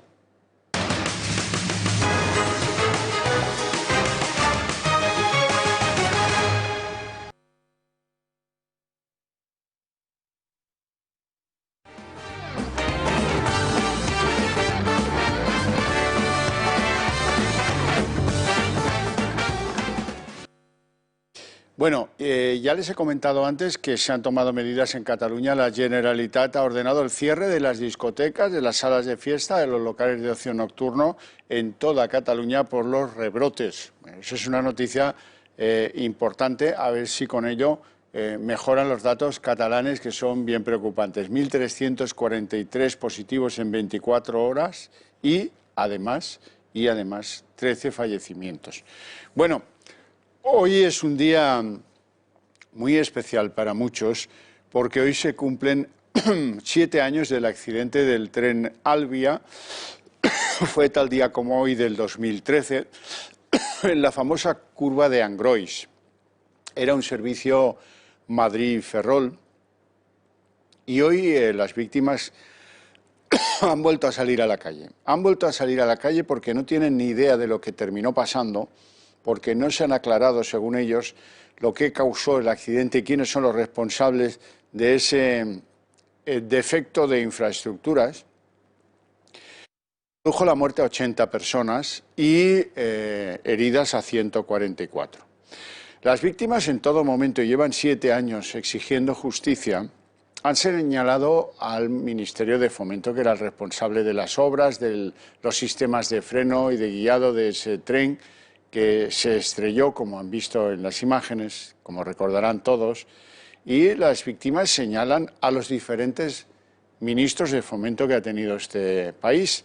Al que estaba cuando se construía eso, que tenía mucha prisa por lucir las obras de ese servicio, dicen que de alta velocidad, el Alvia, dejémoslo en un poco menos. Me refiero a José Blanco, que se presentaba y que quería, incluso aspiraba o planeaba ser el candidato del PSOE a la presidencia de la Xunta. Todo eso se vino abajo, fracasó, y vimos a un Partido Popular que se comía el marrón, callando lo que allí había habido. La ministra de Fomento entonces se llamaba Ana Pastor. Y luego hemos visto otros ministros de Fomento, incluyendo al actual, que tampoco tienen ningún interés por satisfacer algo fundamental para las personas que perdieron a alguien o que tuvieron algún herido en la familia. ¿Qué pasó? ¿Quién fue el responsable de esta tragedia ferroviaria de la que muchos no nos vamos a olvidar nunca? Y es que, miren, ser consecuente es una condición para ejercer el oficio periodístico. En el Toro Televisión somos consecuentes. Llevamos diciendo esto 7 años, desde el minuto cero, haciendo trabajos sobre cómo era el sistema de frenado, sobre qué le faltaba, sobre cómo se había autorizado ese servicio, cómo se cobraba por alta velocidad y llevaba casi 9 horas de viaje desde Madrid hasta Angrois. En fin, tantas y tantas cosas que están... Aquí se buscó resolver con el maquinista o con el maquinista y 2 o 3 más de bajo nivel dentro de lo que era la compañía ferroviaria. No. Aquí los verdaderos responsables de todo eso son los que administraron esas obras, los que permitieron ese servicio en condiciones de absolutamente infratécnicas. Esos son los verdaderos responsables y eso solo se lo van a contar en un medio independiente y libre como es el Toro Televisión. Así es que si ustedes quieren hacer algo para que determinadas cosas cambien en este país, para que se respeten por lo menos a esos muertos y a sus familias y a tantos otros y a tantas otras familias, tienen la oportunidad de hacerlo de una manera muy sencilla, apoyando a esta casa. ¿Y cómo? Pues llamen al Club de Amigos de Intereconomía y planteen esa voluntad de querer ayudar. Y a partir de ahí van a tener los van a tener casi igual, pero estaría bien que colaborasen en los que quieren ser su voz en libertad y desde una posición de independencia, que nada nos obligue a esconder algunos asuntos, como hacen en muchos medios de comunicación. Bueno, y ahora depende de ustedes. Nosotros nos vamos a ir a publicidad y a la vuelta empezamos con el debate.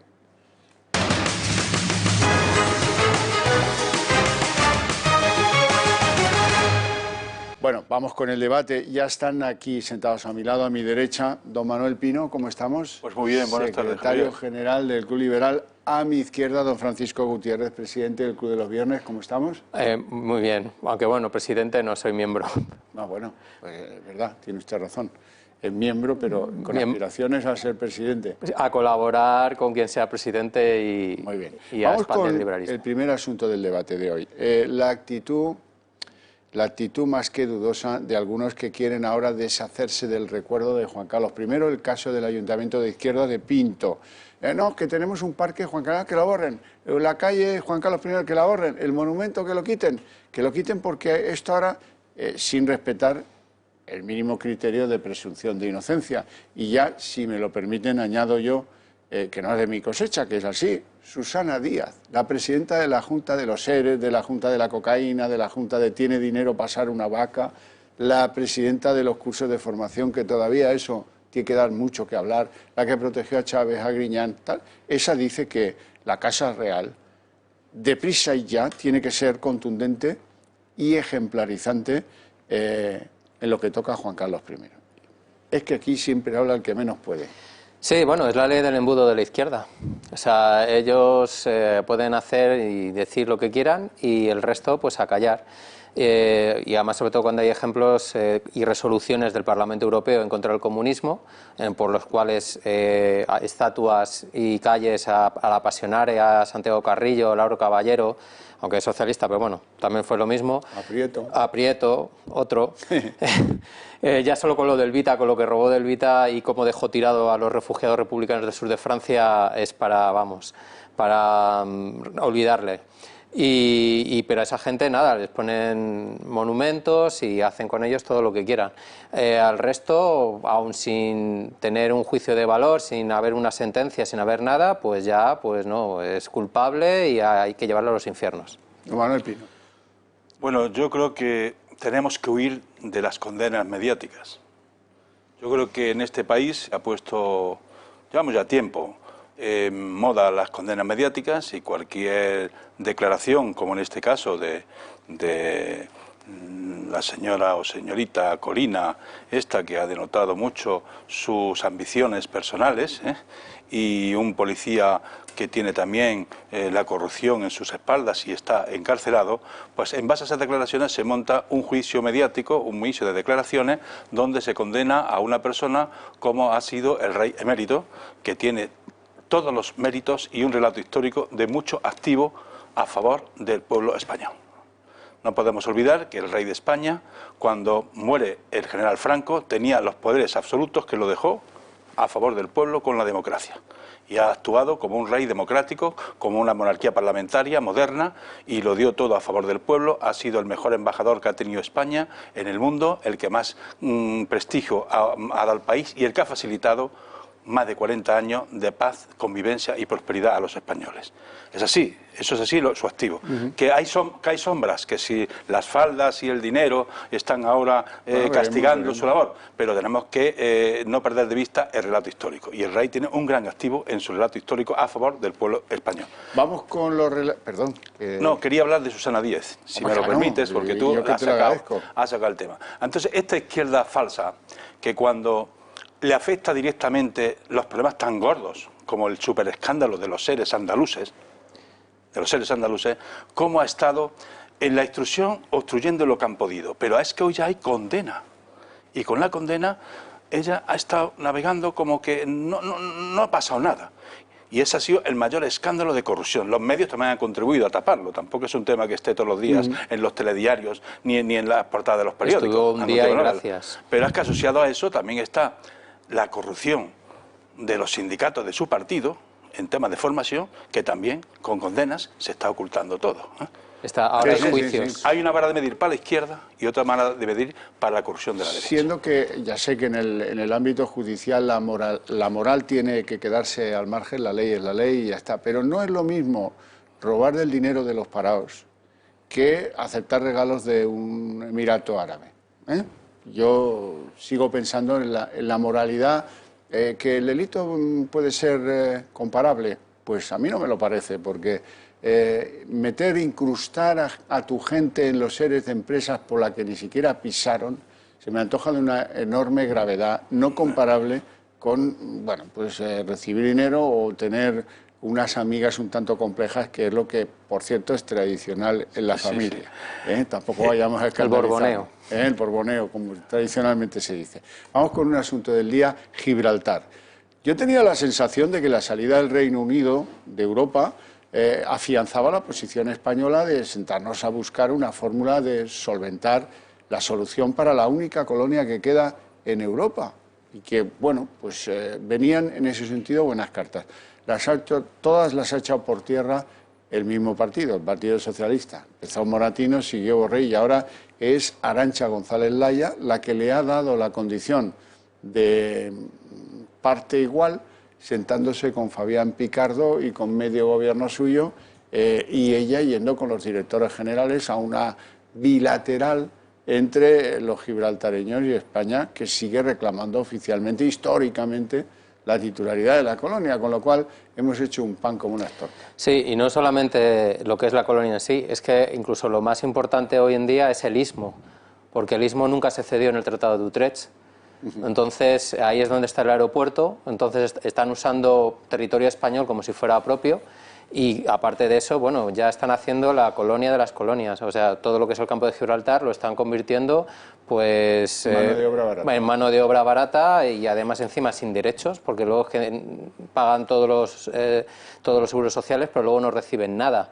O sea, cuando se jubilan no reciben muy poca cantidad comparado con un gibraltareño. El aeropuerto que se hizo en unos terrenos que le cedió España por culpa de una peste que tuvo en el siglo XIX para que tuvieran un hospital de nueva planta donde tratarlos. Y nunca se ha cedido. Y que luego no han devuelto nunca y han hecho ahí el aeropuerto y siguen echando bloques que, por cierto, compran en España, los siguen echando al mar para ir ganando territorio y construyendo urbanización. Y en relación con lo que hemos hablado anteriormente, lo que resulta curioso que siempre el PSOE esté a favor de Gibraltar, cuando, como todos sabemos, en Gibraltar es un lugar un paraíso fiscal donde se guardan dineros de dudoso destino. Como poco de depredación de la economía andaluza. Sí. Gibraltar, desde Utrecht, trae la reivindicación nuestra de que la soberanía corresponde al pueblo español, se está reivindicando históricamente en todos los gobiernos que hemos tenido. El darle título de bilateralidad al pueblo gibraltareño, reuniéndose la ministra nuestra con el ministro, es un tema cuando menos muy novedoso, esa bilateralidad, porque bien es verdad que me parece que ha hecho unas declaraciones diciendo que ya lo hizo Moratino, pero Moratino lo hizo con el ministro de Exteriores británico al lado, no lo hizo directamente con el primer ministro de la colonia gibraltareña. Y con tu equipo. Exactamente, con tu equipo, pero es de ministro a ministro. Pero es el mismo proyecto, o sea... El tema es que ahora con el Brexit pues hay posiciones que tiene que tomar Europa sobre el tema de Gibraltar, que tenemos que tomar nosotros y tal, y claro, no se le debe dar a aquello un tinte de normalidad, de bilateralidad para resolver los problemas de los trabajadores de la frontera y tal, porque allí es una zona de especial conflicto, de muchos servicios financieros, que tú has apuntado, entre comillas, y luego pues hay también muchísimo contrabando, y es verdad que hay una gran población de españoles que trabajan allí. Luego, un negocio, en fin, que Alberto Garzón le pone proa en España, pero las grandes empresas de juego de Europa están basadas en Gibraltar. Muchísimas sociedades. Sí, y para que lleguen esas conexiones telefónicas a esas empresas en la roca, pues las tienen que enchufar en la línea o en Algeciras, donde pagan a lo mejor 2.000 euros. Por todo ese negocio del cual se queda allí todo y nosotros no vemos nada. ¿Esto cómo es? Y las compañías que se radican allí para no pagar impuestos, ¿dónde? En media Europa, pero sobre todo en Andalucía. Javier, y no solamente sobre los terrenos del aeropuerto, todo eso, es que también con las aguas jurisdiccionales, que nunca las tuvieron, y quienes las millas de las aguas jurisdiccionales están ocupando permanentemente. No, es que como están extendiendo el territorio, claro, entonces cada vez es más... este paso el estrecho. Y las aguas que no dicen al tratado, también las aguas. Las actividades peligrosas, que son muchas. Recuerden los submarinos nucleares averiados que se han llevado a reparar a Gibraltar. Y hay otra actividad que algún día va a pasar algo, porque es muy difícil nutrir de combustible a un barco desde otro barco, es mucho más difícil que hacerlo desde tierra, mucho menos seguro. Y un día vamos a tener un problema ecológico en la bahía, porque aprovechando que allí el combustible para los barcos mercantes es más barato porque no se pagan impuestos, pues las compañías de ese tipo de actividades en España no se comen un kiki porque todos hacen el refueling en la bahía o cerca en aguas jurisdiccionales que no son gibraltareñas, o son españolas o son internacionales. Hombre, pues ya está bien, ¿no?, de hacer cosas raras. Y un dato que yo creo que es fundamental, y es simplemente comparar cómo estaba Gibraltar en el año 84 cuando se abrió la verja y cómo estaba ahora. En el año 84 era una base militar que era un gasto para el Reino Unido, y ahora pues es un emporio económico, un paraíso fiscal, que viven todos genial, que viven a costa de España. Es que además viven en España, viven de la sanidad española, viven en Sotogrande, viven de todos los servicios españoles. Como Picardo. Claro, o sea y entonces hay que saber el porqué de esa evolución. Y yo creo que la clave está a lo mejor en el partido que está ahora gobernando. Bueno, de Podemos tenemos una novedad interesante que yo quería consultarles, a ver qué les parece. A mí me parece relevante, y es que el famoso abogado Calvente se conoce ahora que había dado conocimiento a la policía de que había operaciones de financiación irregular en Podemos. Y esto, que es, dicho así, habrá que probarlo, pero probablemente dé pie a la apertura o a la ampliación de lo ya iniciado en el Juzgado 42 de Madrid a propósito de financiación irregular, malversación de fondos y administración desleal, que son, creo, las 3 cosas que se manejan en ese juzgado. Sí, además, sobre todo cuando está implicado en Neurona, que es la consultora de billetero, como yo lo llamo, porque después de los $400.000, eso que ya monedero no, ya lleva más billetes. Y que además ya está denunciada también por financiación irregular en Bolivia, por cosas extrañas también que ocurrieron en Bolivia y está denunciado también. O sea que no es solamente en España, es que estamos hablando ya del otro lado del Atlántico. En algún momento se sospechó que eso de Bolivia, que era la producción de unos cuantos vídeos muy cortitos para el régimen de Evo Morales, era un mecanismo de financiación encubierta hacia Podemos. Luego esa compañía, cuando cayó Evo Morales, pues se tuvo que replegar a España y ahora, pues no se sabe por qué, pero hay sospechas de que se le inflaron los contratos en Podemos para mantener a la camarilla de la consultora bolivariana que se llama Neurona. El origen de la fuente de financiación de Podemos no es la primera vez que sale en los medios de comunicación.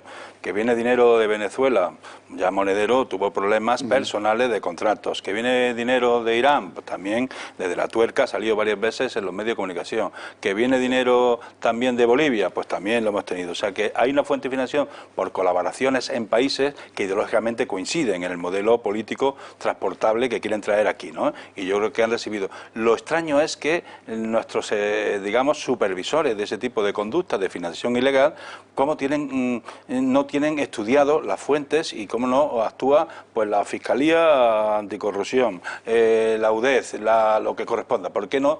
¿Por qué esto no sale y cualquier asunto de otro particular o un personaje público que no sea de este signo, un populismo comunista, pues aparece en las portadas y se tiran 8 años instruyéndose para destrozar en la condena pública de los medios antes de que llegue el juicio, aunque luego te absuelvan? Verbigracia y Manol Arias. Exactamente.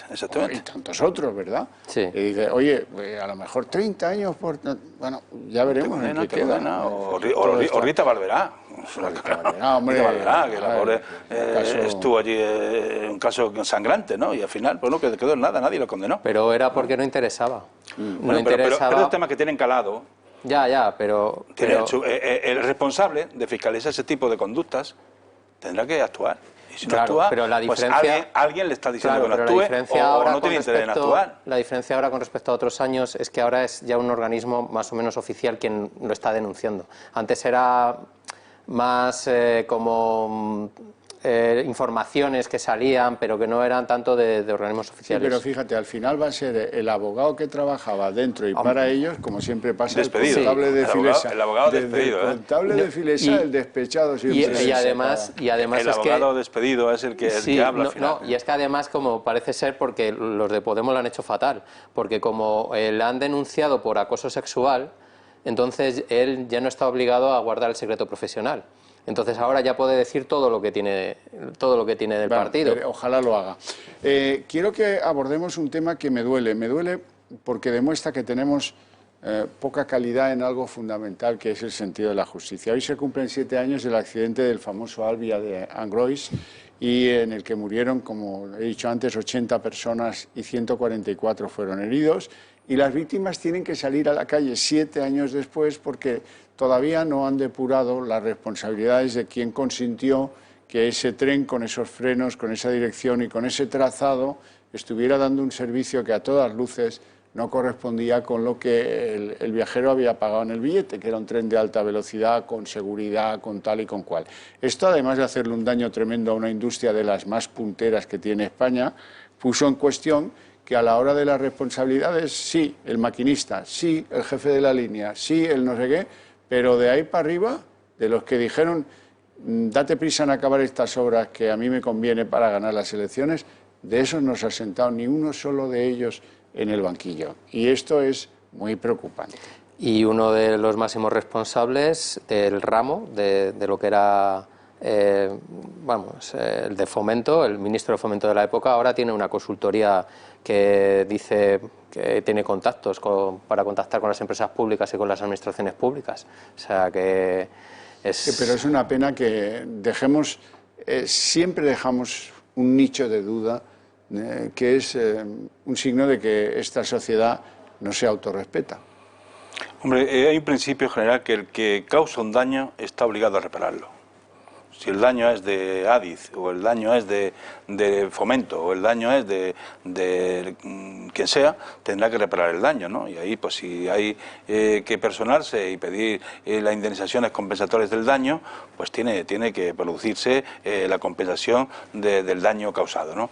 ¿Qué pasa con lo nuestro judicial? Pues lo nuestro judicial es que va muy lento, no se puede instruir, una causa no puede durar 8 años, como vemos, causas que empiezan, ¿cuánto tiempo llevan las causas estas que tenemos históricas? Que si los Gürtel, que si no sé cuánto, que si, mira, que si la de Andalucía de los seres o de los seres y los cursos de formación. ¿Cómo puede una causa instruirse durante 7, 8 años? Que ya no es noticia, El pero récord tanto, lo tiene una que fue e a Unió, que inocentes, fue creo que 15 años o por ahí hasta que salieron la sentencia. Esto tenemos que mejorarlo, esto no va bien. No puede una causa estar en el juzgado 7, 8 años viva, además publicada, además con información a los medios, además todo en la plaza pública hasta que llegue la sentencia. Es que no hay quien la aguante eso, no hay quien la aguante. Es un triturador del género humano. Una derivada del caso Filesa, Malesa y Team Sport, que era una derivada mallorquina que organizaba viajes, que tardó 18 años en terminar la instrucción. O sea, que creo que es el récord. Sí, pues, yo creo que era de pues mira. Es el récord, la verdad. En fin, bueno, aparte de eso, ¿qué debería hacer las diferentes autoridades? Esto lo han dejado en manos de las autonomías. ¿Qué deberían hacer ahora que los rebrotes indican que podemos entrar, o que a lo mejor hemos entrado ya en una segunda oleada? Eso que nos temíamos para octubre, a lo mejor es que estamos en ello ya, con características dispares, distintas a las que conocíamos antes. Bueno, ya veremos. Ya empieza a haber casos en residencias de ancianos, ya veremos. No lo sé, ojalá no sea la segunda oleada y ojalá esto se pueda controlar, pero es que el gobierno se ha ido de rositas, el gobierno no está. Y las comunidades autónomas hay cosas que tampoco pueden hacer sin una declaración de estado de alarma, aunque pues la pueden proponer. Pero ¿qué saben los dirigentes autonómicos? Que con eso destruyen la economía y acaban con las pocas, en muchos casos, pocas posibilidades de volver a reemprender la normal actividad. Así es que estamos en un... Hombre, yo creo que, primero, tenemos que convivir con este virus que está en la calle, que no está terminado, y también tiene que seguir reactivándose la economía, si no esto vamos a un caos. Pero lo que tenemos que ser es, primero, los ciudadanos muy responsables con las medidas, y luego al gobierno le ha faltado el plan B. El gobierno hace un mes que levantó el estado, va a ser un mes de que levantó... Un mes y un día. Y un día que levantó el estado de alarma, y aquí no ha habido un plan B, y han dejado esto en manos las autonomías, como tú comentas, las autonomías que en muchos casos están muy perdidas, incluso con falta de capacidad de transferencia o capacidad legislativa para imponer determinadas medidas, porque son recomendaciones de mascarillas, de distancia, de aforos y tal, pero claro, ahí hace falta un plan B. Yo creo que ahí el ministro tiene que tomar la iniciativa con los consejeros de esto, tenía que haber reuniones más activas y tenía que haber un plan B y coordinar esto de una manera activa, que se vea, que dé seguridad a la población y que además le estén ilustrando de las medidas y la responsabilidad que contraen ellos mismos con lavándose las manos, con las distancias, con las mascarillas y con todo lo que están poniendo en marcha y poniéndole en escena donde está el riesgo. En la juventud, en las conglomeraciones, en las discotecas, donde esté el riesgo, donde estén los brotes. Ya, pero y eso se está echando de menos, ¿no? El problema es que no hay ni plan A. O sea, no hay ni plan A porque lo que primero, y en eso coincido contigo, lo que hay que hacer es sobre todo una concienciación clara a la juventud de que no solamente es que va a afectar a los mayores, es que te puede afectar a ti, porque eso es una lotería. Es verdad que una proporción es muy pequeña, pero puede ser que el virus te dé fuerte y que lo puedas pasar muy mal, o sea, aunque seas joven. O sea, que eso... Hoy hay un deportista de Fuenlabrada que ha sido hospitalizado porque se desmayó consecuencia de estar superando la afectación por el COVID. Por eso mismo, entonces es una campaña fuerte que por ejemplo en Italia ya han hecho, porque en Padua, por ejemplo, igual cuando se desconfinaron empezaron a hacer fiestas y entonces el gobierno italiano tomó nota y empezó a hacer una campaña fuerte dirigida a la juventud y eso es ahora con Italia, aunque tienen casos, pero no están para nada al mismo nivel que estamos nosotros. Exactamente, no hay ningún país en Europa que tenga un índice de recrecida de los positivos, como es el caso de España, que ha llevado al primer ministro francés a decir, miren, no vayan a Cataluña, ¿no? Y luego perdonad, test PCR previo cada vez que, o sea, antes de llegar a España. Cuando llegues al aeropuerto, que vengas con un test ya hecho. Y si no lo tienes, pues que se te haga en el aeropuerto pagándolo. Da seguridad tanto a ti, a los turistas y a la gente que vive en el país. Noruega ha decretado 10 días de confinamiento para todo lo que llegue de España, sean noruegos o sean españoles. Y la Comunidad de Madrid está pidiendo medidas al gobierno tendente a reforzar los controles en la frontera aeroportuaria, porque es que estamos viendo que las medidas que han tomado de rellenar el test y de tomarte la temperatura y de la inspección ocular, pues son medidas que no resultan eficaces, claro, que no está funcionando, ¿no? Los casos de Murcia, de Totana, que ahora lo han confinado, y viene precisamente de Barajas, de pasajeros que venían de Sudamérica y que cuando llegan no pensaban que tenían el virus y luego se lo han manifestado más tarde y ahí ha salido confinado. Bueno, señores, os deseo muy buen fin de semana a ambos y a todos ustedes también, aunque yo mañana a las 10 en punto aquí estaré con Más se perdió en Cuba. Faltaría más con el material que tengo de Podemos. ¿Cómo íbamos a faltar a esa cita? Por favor. Y el lunes continuamos con la redacción abierta a las 6:30 en punto de la tarde. Muchas gracias a todos.